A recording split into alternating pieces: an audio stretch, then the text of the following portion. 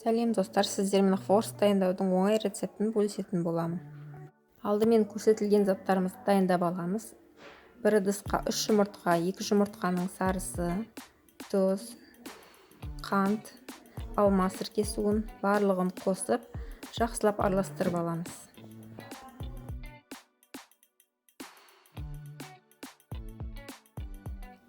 Оған ұнымызды қосып, орташа қаттылықта қамыр илейміз.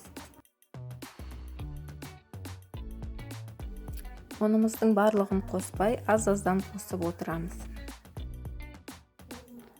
Менде шамамен 220 грамдай ұн кетті.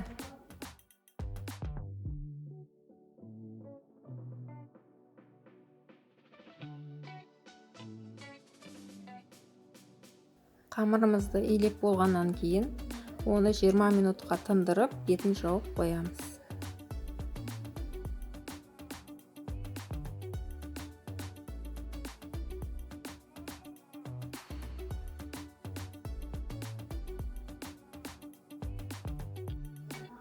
Біраз уақыт демалған қамырымызды аздаған ұн қосып, жаюға кірісеміз.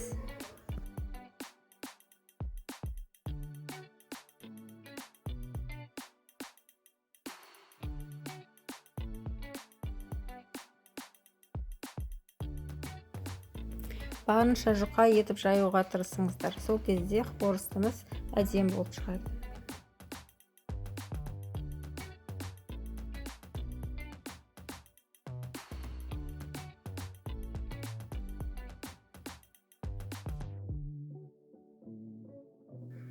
Жұқа етіп жайылған қамырымызды бірнеше бөліктерге бөліп, ұзынша етіп кесіп аламыз.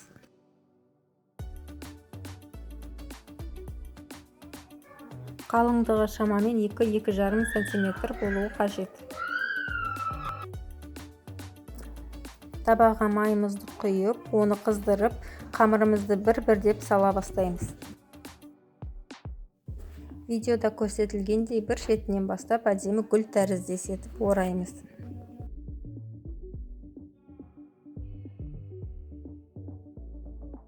Осы әдіспен барлық қамырларымызды пісіріп аламыз.